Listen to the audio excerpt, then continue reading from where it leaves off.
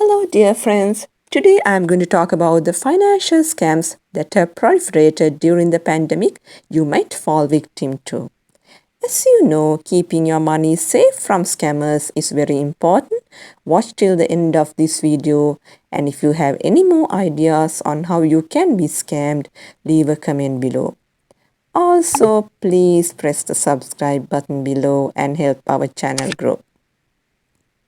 The most shocking scams during the pandemic have involved taking advantage of people's concerns about their health. With the rollout of the COVID 19 vaccine, many vaccine related scams are on the rise.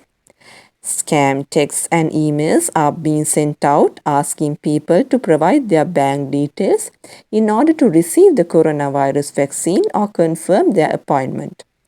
A link provided in the text claims to come from the health services, with recipients asked to give out personal information and bank details for verification purposes. I know you are desperate to get the COVID 19 vaccine. Well, that desperation will make you more vulnerable to phishers because you want to believe the message. But remember, the COVID 19 vaccination is free and you will never be asked to pay for the vaccine nor to provide your bank account or credit card details. Some scammers will offer you early access or put you on a waiting list for vaccines and to directly ship a vaccine all for a fee. In one extreme case, a man in London was reported to have knocked on the door of a 92-year-old woman and administered with a fake vaccine before taking a £285 payment that he told her would be reimbursed by the National Health Services. In the US, online scammers sold fake vaccine appointments and knockoff vaccine cards. Another method used by some scammers is they send emails pretending to be from the COVID 19 test and trace service, claiming the recipient has been in contact with someone diagnosed with coronavirus. They will ask you to click on a link within the email that will take you to a fake website designed to steal your personal details or infect your device with malware. When you receive a suspicious email, always check for signs of a phishing scam. Stop and think before automatically clicking on a link or replying to an email. Consider the source and check the email address of the sender. Always check whether the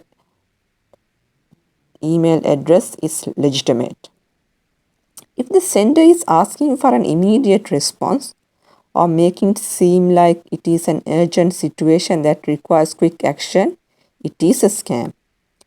Before clicking on a link in an email or text message, always hover over the link to check the URL and check if it seems legitimate. Even if it does, avoid clicking on it. Instead, go directly to the provider website to log in or get the actual customer service number from their website or from a recent bill. If you receive a suspicious email at work, immediately report it to your IT department. Second COVID 19 scam I am going to discuss is financial support scams. Since the start of the pandemic, the government has unveiled a number of financial help schemes, grants, and loans to help keep the economy afloat during the crisis. Criminals have been exploiting the confusion around eligibility and people's concerns about their jobs and their finances. Fraudsters pose as government departments, sending fake emails designed to look like official government correspondence and offering grants. There are links contained within the emails that are designed to steal personal and financial information from victims. Fraudsters have been using email scams and texting scams to pretend to be from a bank or building society or other financial institutions for many years. People who have contacted their bank over coronavirus health are particularly vulnerable to this type of con, where you are asked to click on a link and verify your account and password details. This information is then used to raid your account. If someone contacts you out of the blue to offer you a loan, it's probably a scam. If the loan seems too good to be true, for example, if the current loan interest rate is 4%, and if they offer you 1% interest rate, and if there are no credit checks, and if they guarantee approval, and if they ask for an upfront deposit or your bank details, and if they say the offer is ending soon and they pressure you to act now, then it is a scam. And if you get an international phone call from an international number, then it is a scam. If you don't recognize the lender, check the company details online and read the reviews.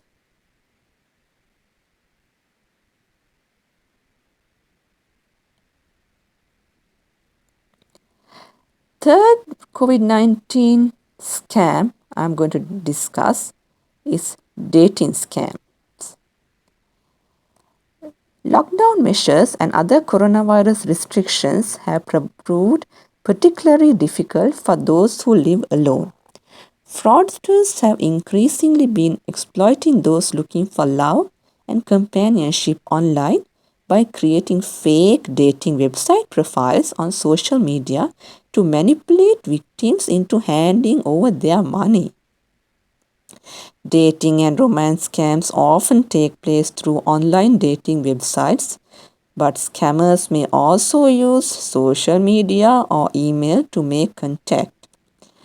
They have even been known to telephone their victims as a first introduction. These scams are also known as catfishing. Scammers usually create fake profiles online or take the identities of real trusted people such as military personnel or professionals working overseas. Dating and romance scammers will express strong emotions for you in relatively short period of time and will suggest you move the relationship away from the website to a more private channel such as phone, email, or instant text message. Often the scammer will pretend they need money for some sort of personal emergency. They will say, "Can you please send $1,000? My mother is ill and needs to undergo a surgery." Or they will say, "I have to pay the mortgage. Can you please send me $3,000? I am going bankrupt." Then you will be tempted to send the money. They won't give you any bank account details but ask you to wire the money. They will ask you to email your credit card details. Once you wire the money, all your money in the credit card will be taken. Sometimes scammers will send you valuable items such as laptop computers and mobile phones and ask you to resend them somewhere. Sometimes they may ask you to buy the goods yourself and send them somewhere. You might even be asked to accept money into your bank account and then transfer it to someone else. Regardless of how you are scammed, you could end up losing a lot of money.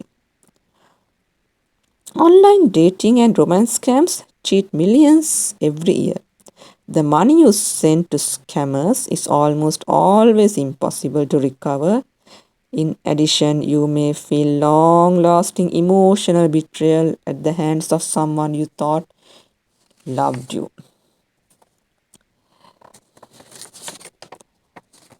If you are interacting with someone online, you should be alert and consider the possibility that the approach may be a scam and don't give out personal information or your financial details to anybody you haven't met in person, and don't share intimate photos or use webcams in an intimate setting. Perform a reverse image search on a search engine to check if that person is using fake images. Fourth COVID-19 financial scam I am going to discuss is lockdown TV scams. One of the big winners of the lockdown restrictions, which has been TV scams, including subscription services. Alongside the rise in waving figures, has come an increasing in TV scams. If you are a customer of TV subscription services like Netflix or Amazon Prime, then there is a great chance that you have received an email notification alerting you that your subscription may be suspended if you don't confirm your account. It is also likely for you to open this email, particularly because the subject line is designed to capture your attention. As a subscriber, this can have you both surprised and worried. The email begins with the context stating that your TV streaming provider is unable to validate your billing information. Hence, they are prompted to suspend your account if you fail to get back to them within the next couple of days. Email will also say they would love it if you continue to be a subscriber. However, they need you to verify your account information and update your details. They will provide a link for you to click to update your account information, but instead of a legitimate site, you will be redirected to a fraudulent web page. There, they will gather your personal details and sensitive information, which they can later use for fraudulent transactions. As soon as you click the link on the email, your username and password can already be at risk. When you update your personal information, scammers will get hold of your name, date of birth, address, as well as a phone number. They can also get hold of your credit card number and even the security PIN as soon as you update your billing information. From there, scammers will have the ability to make online transactions, purchasing various products and services, and charge to a credit card. Therefore, when you receive these types of emails, make sure that you thoroughly inspect red flags to determine whether the email is legitimate or fraudulent. One of the things that you need to look for is typographical and punctuation errors, because authentic notification emails are free of these mistakes. Another thing that you should scrutinize is the web address of the link that you are directed to. Legitimate landing pages are often an extension of the official website and not an entirely different address. You should also inspect the email address of the sender, because a genuine email will come from the official email address of the service provider and not a personal or unofficial email account. Do not click any links or open any of the attachments. Instead of clicking the links, you can hover them over with your mouse for you to have a good idea of whether they appear to be accurate or legitimate. If it's not legitimate, delete the email or message straight away. If it's too late and you have already entered and submitted your confidential payment information through the fraudulent website, contact your bank as soon as possible. Fifth COVID-19 financial scam I'm going to discuss is social media scams. Social media has been a lifeline for many people who have been unable to see friends and family during the pandemic. But it is also a hotbed of criminal activity. People are increasingly reporting social media messages that offer money and other giveaways supposedly to help people during the pandemic. These scams offer so-called relief to people in need of cash, but scammers are really after your money, your information, or both. These messages can even come from friends who may have been hacked or who don't know the offer is a scam, since the scammers often tell people to send their messages on to others. The scammer can hide behind a phony profile, pretend to be someone you know, or even take over a real account. By hiding who they are, they can get into a virtual community you trust, leading you to be more likely to trust them. But you can make it harder for scammers to target you by reviewing your social media privacy settings and limiting what you share publicly. Before you buy based on an ad or post, check out the company, type its name in a search engine with the words like scam or complaint. If someone appears on your social media and rushes you to start a friendship or romance, slow down. Read about romance scams. If you get a message from a friend about a grant or financial relief, call them. Did they really send the message? If not, their account may have been hacked. Check it out before you act. Finally, if you spot a scam or have been scammed, report it to your bank or to the police. It is important not to feel embarrassed and bury your head in the sand. These are criminals who use sophisticated methods to prey on people's vulnerabilities in order to steal your money. Reporting it makes it more difficult for them to scam other people. Hope you enjoyed this video. Please press the subscribe button below so that it will help our channel grow. We will meet in our next video.